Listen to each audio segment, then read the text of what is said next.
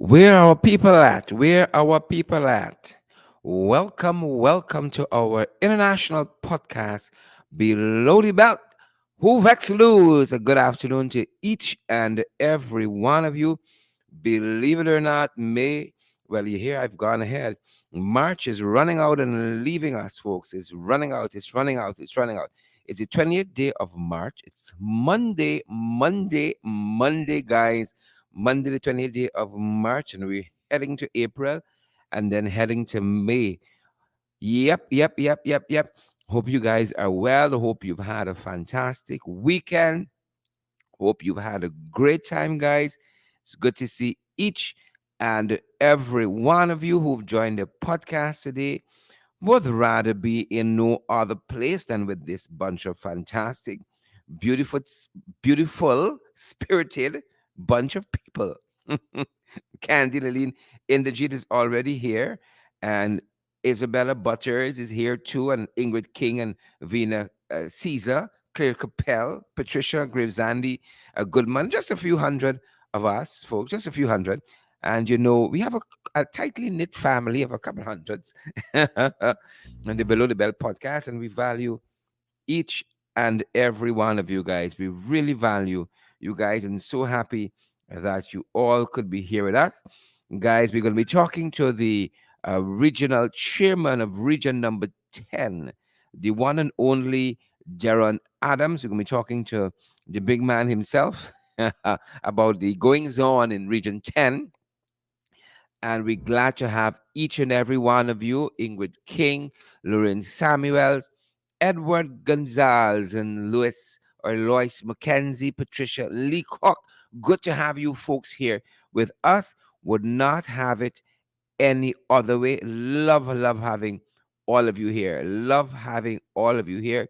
Lots of things are happening, folks.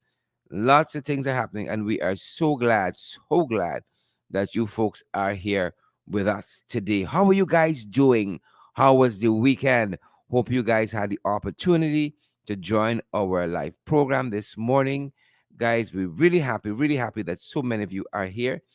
And we were on this morning on FYI. Talking the things, people, talking the things, talking the things. I think what happened with Will Smith and Chris Brown, I think was a whole stage setting. I think it was staged. I think it was a setup. I think it was expected. It was agreed upon. Let's see what happens. Let's see what happens, folks. Let us see what happens. But I'm happy that you guys are here. Once nobody slap you, I'll be all right. Them people gonna make their money. Don't let me lose sleep over there. Them boys gonna make their money.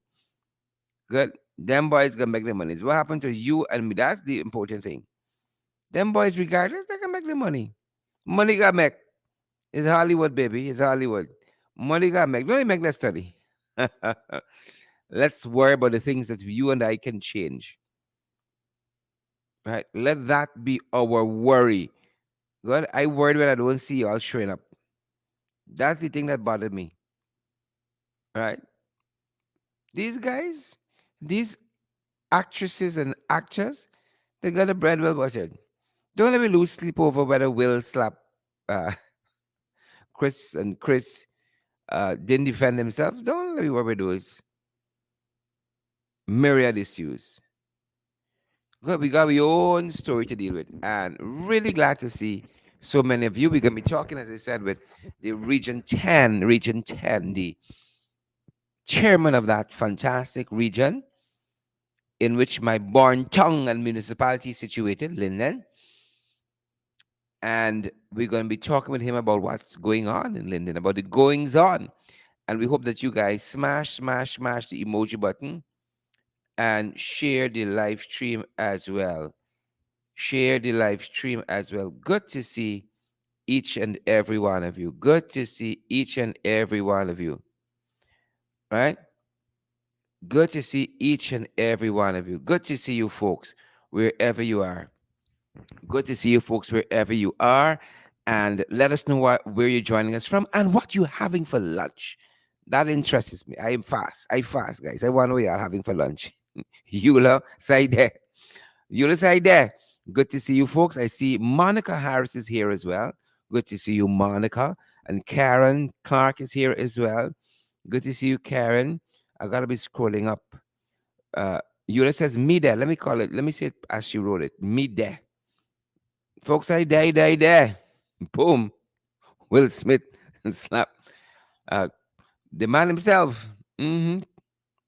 One slap. Well, you all know what went down, guys. You all know what went down. We ain't gonna detain ourselves too much on that. But Roxanne is here. Roxanne. Odessa Jacobs is here. Good to see Roxanne. A number of things happening, folks. We wish to draw to your attention for your information and guidance. Quite a number of things are going down, including, gotta mention it, the slap heard around the world. As you know, Will Smith slapped Chris Rock last night during the Oscars, the 2022 Oscars. Yep, one slap, guys, one slap. So that is what went down there. And I don't know if I even want to play some of the audio. It's a little racy for midday show, so I'm gonna leave that bit out. But as I said, it was a slap heard around the world after Chris Rock, that is, would have made a comment about Will Smith's wife hair and her hair condition, her hair loss condition, which is called alopecia. I hope I'm calling it correctly. Apologies if I'm not hitting it the right notes. Alopecia, that's the hair condition. He made a jab at that, and apparently Will Smith wasn't taking it lightly at all. Will Smith wasn't taking it lightly at all, and Will Smith slapped Chris Rock. Yep, live. There's somebody trying to call me at this hour, and clearly they don't know the podcast is on. Clearly they don't watch us. They don't know the podcast is on. Clearly they don't know the podcast is on. But I'm so grateful that you guys are here and you know the podcast is on. That's what matters. That is what matters. And we are live, folks. And we're going to have, as I said, the Region 10 chairman stopping by in just a little bit. So that happened there at the Oscars last evening. And I don't want to get entangled in this. There are varying opinions. As a matter of fact, I got a comment early on from one of our ardent listeners and viewers to our programs. And I think what he said has validity in it. And I'm gonna read it for you guys. I think what he said has validity in it. And I am going to read it for you guys what he said. And Warren says, just let me make sure. Yeah. Warren says that I've heard too often men making fun of women's hair, wigs, and weaves out of ignorance, and too often in the pulpit, he says. Yes, preachers even. I hope this Will Smith incident will open your eyes to see these women may be suffering from aplysia, if that's the correct pronunciation. Apologies if it isn't. And if you don't and didn't know, then research, and stop it. And maybe it's a good opportunity to apologize for your ignorance, right? Alopecia, that's the name of the hair condition, the hair loss condition that apparently lots of women suffer from. And that is what sparked this slap by Will Smith to the face of Chris Brown last evening at the Oscars. And after that, Will Smith went on to win Best Actor. So go figure, after that, Will Smith went on to win Best Actor. In other news, folks, other things happen, believe it or not, the government analyst for its Food and Drug Department, the head honcho, has been removed from that substantive position. Dr. Marlon Cole was removed over the weekend as director. and he now is assisting one of the departments within that agency. Yep, Dr. Marlon Cole has been removed as the director of the government analyst food and drug department. That's what's happening that's front. And also Dr. Util Thomas was also removed back in January. We weren't even told this as the director of the Ministry of Health mental health unit, mental health department, and has just been brought back on board, albeit in a different capacity. She will now be at a clinic on the East Coast. So lots of movement. And while that was happening on that front, folks, you all know Papa Jacobot was in Essequibo last week, and over the weekend he was in Linden, in my barn tongue. He was in Linden, folks, and we're going to be following that. And while we're talking to Darren about a couple other issues, we're going to ask him about what's transpiring with these outreaches in Region 10 and if he feels that sufficient is being done for Region 10. So, guys, stay with us. Stay with us. We're happy that you are here.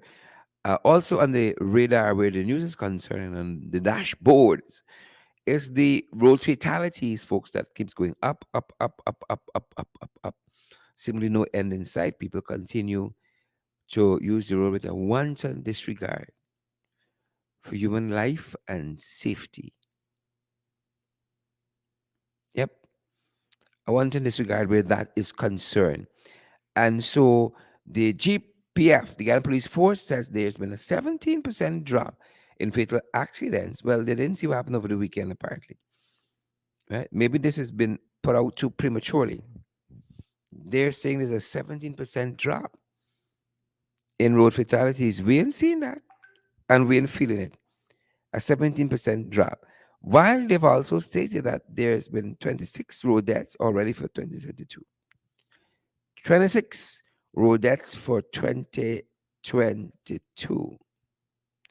And as we are on that, you should be alerted that driver's exams, yep, the driver's exams soon will be done electronically, right? And the results available immediately after. Driver's exam soon to be done electronically. Well, that could be a step. Could be a step in the right direction. It just could be a step in the right direction. And I'm very happy that all of you guys are here with us, here with me. Again, we would have it no other way. And prepare yourself, the chairman of Region 9, he's gonna be stopping by in just a little bit. And as I said, we're gonna be picking up on some of the happenings, the goings on in Region 10, and some of the happenings in also region in Linden, the municipality of Linden. We're going to be focusing our discussion on some of those things. But allow me to just align, um, yeah, allow me just to make sure all of my ducks are in a row this end. All my ducks are in a row. So I'm just trying to make sure that I have everything I need to have lined up clearly at the back end. How are you doing, Penelope Howard? How are you doing, Laverne Harry Sharon Kellman and Roxanne Odessa Jacobs? How are you guys doing out there? Good to see you folks. Yonette and Smith Undone. Good to see you, Glensis Mingo Byrne. Glenford Gordon. Good to see you. Philomena Fontenelle. Philomena Fontenelle. Good to see you there, Philomena. And all the other folks, guys. Good to see you. Welcome to Below the Belt. Who vex lose? Who vex lose? Good to see you guys. I'm so happy that you are here with us. And Darren Adams is going to be joining us in just a little bit, the Region 10 regional chairman. Just before I give you guys a shout out, go to give you guys a shout out. Just before I give some of you guys a shout out, folks like Don Morgan and Glenford Gordon, Gwenna Jones, Michaela Webster. Good afternoon to you as well. Glensis Mingoborn, we see you. We see you there, Glensis. Good to have you. Good to have you. Good to have you. Very, very happy that you are here with us today.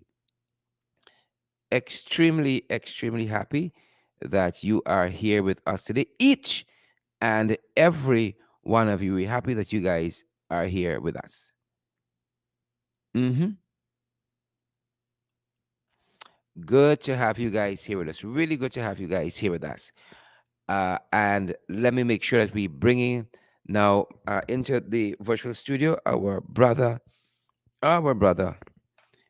Never mind, it's from a different mother. It's my brother, nonetheless. Darren Adams, the Region 10 regional chairman and headquartered in my born tongue. So it makes the fact that we are even more more close. Y'all don't get his story. Don't get tied up. Yeah, no guy needs to say it. Don't get tied up, figuratively and physically. Deron, my brother, welcome below the belt. How are you doing? Hi, Sharon. Mr. Chairman, I know you're a busy fella, and I'm so grateful that you've made some time to spend with us and bring our listeners up to date with what's happening in your region, and in particularly what's happening in Linden, my barn tongue. How are you doing, sir? Okay. How are you doing? You hear me clear? Yes, yes, I'm hearing you clearly. All right, so I'm going good. I'm great. Just recovering from that Queen's Baton Relay Yep, yep, run yep, that we yep, had. yep. So why don't we start there? I hope that you are coming to come. And you know what, Deron, even as a runner myself, not professionally, but I love running just for the sake of it. Just so for the exercise, what the good it does for your body. Especially you find when you exercise, your thoughts are clearer, and you can be a little more productive Yeah, mentally and even physically. Well, both, not even physically, both mentally and physically, you yeah, are much more productive. And one of the things that I've learned yeah. is that part of running is recovery, which is the period that you were in after Hmm. yesterday. And I trust that you Yes, recover fully soonest. yes. Yeah, I feel fit, man. I'm doing much better, I must say. I'm happy. So what led to the Queen's Baton being in Region 10? Tell us a little bit about that. Well, I must say, first of all, that I was most grateful for the opportunity given to me in the office of the regional chairman to coordinate that activity, the Queen's Baton Relay for 2022, here in Region 10. As you know, the baton came in from Belize. It landed in Guyana. It involved the transition involved the British High Commissioner, UNICEF, among other diplomats, and it was handed over to the president of the Commonwealth Games Federation, who then handed it to the vice president, Mr. Charles Corbin. Mm-hmm. Of course, Mr. Corbin would have handed it over to the regional chairman, who handed it over. I would have handed it over to the mayor, Monica Arundel, and at the end of the Guyana leg, the baton went or will be going to Grenada. I want to take this opportunity to congratulate our athletes, coaches, the support team, or the police, the ambulance team, the fire service, and all the others on the combined performance of all those who participated, I must say. It was an honor to have been at the helm to coordinate the region's leg of the event. I think history was made Saturday, and I do hope that our athletes will continue to make us proud again and again. My encouragement is for them to keep doing great work at the various association level. It provided me with the opportunity to bring all of the various sports discipline into a forum where the RDC can hear from them their concerns. And I would have given them the opportunity, and they would have allowed me the opportunity to work with them, a highly motivated group of young people from across the region. The best thing about working with them, I believe, the associations, the president, the coaches that were there, and the athletes, because it provided us, the team that I led, with the opportunity to hear firsthand from the head of those associations. What are some of the issues bothering them? What are some of the things that they're passionate about? What are some of the things that they're struggling with? So it places us as policymakers in a better position. Along the route that we took, which started at Millie's Hideout and it ended up at Bay Rock, we were able to cover a number of historical sites. And I'll give you one. For example, at the Centennial Park where we stopped, the Arch, Mm-hmm. that was a gift to the people of Linden. We were highlighting all of the historical sites in Linden, and a lot of people learned a lot on that leg, things that they did not know, especially the young people. So the Centennial Arch was a gift to the people of Linden. It was provided by the Bauxite Company. And a little further south of that location um, was the entrance to Watuka and Richmond Hill communities. And for those who don't know and who are on the podcast listening, that area was set up in a mirror image of an apartheid setting and were off limits to local employees except for those granted special passes to work as security guard, handymen, or maids. And so what we were able to get capture from the history and the information, it was related that the then premier of Guyana, who Mm-hmm. was of Indo-Guyanese origin but had married to a Caucasian wife, Mm-hmm. was barred from entering that very area at the physical barrier that was set up for this purpose, even though his wife would have been granted entry to stay at a facility there. I think it was reported that he had to stay at the hospital. Wow. Um, and he was it was and we were able to highlight that one um, side there and to let persons know that yes, an apartheid system did happen here in Guyana, in Linden. The next historical site that we were able to take them to was the Sun Chapman. And this monument, of course, for those who don't know, is the largest terrorist incident in the Western Hemisphere up to 9/11, where the Sun Chapman was a private passenger launch built and operated by Norman Chapman to ply the route between Linden and Georgetown as an alternate to the RH car. And as the period of racial unrest gripped the rest of the country, Mr. Chapman would have received word that his launch had been targeted for sabotage. And this act was eventually carried out on the 6th July 1964, where a time delayed device exploded long after the launch had departed Georgetown for Linden in the vicinity of Horadaya on the Demerara River, and 43 persons of Afro-Guyanese descent would have perished. And with this act bringing the discord of the period to the mining community forcibly. Of course, a very good friend of mine, prominent overseas based Londoner, Dr. Stephen Carroll, who performs free medical surgeries at the Linden Hospital every year through OMAT, was found as a baby on the shore in the aftermath of that bombing. And his mother, of course, would have traveled to Georgetown to deliver that baby. And that is some of the things that we were able to bring out Wow. on that operation. A lot of things that people did not know. Mm-hmm. Talk to us. We had another incident. We had another incident that I want to share with you where Mother Hubbard at the alumina plant area, where the bauxite company then wanted to uh, remove all of the residents from Spikeland to retrieve and Carcaro. Um, and as the story of Linden, as it was carried, staunch resistance to the circumstances of the time would have presented itself. Um, so one of the settlers on that land at Mackenzie, and her parents were buried on the said land. The bauxite company moved to lay out its plan for the construction of the alumina plant and what was eventually constructed in 1961. And they sought to relocate the residents in this area known as Spikeland. And Mother Hubbard was the only resident who refused to move and indeed took the company to court and won the judgment against them, causing the layout of the plant's operation to be modified. And it excluded the land that she was declared the owner of and on which her grandchildren still reside today. And so those were some of the historical things that we were able to bring out during the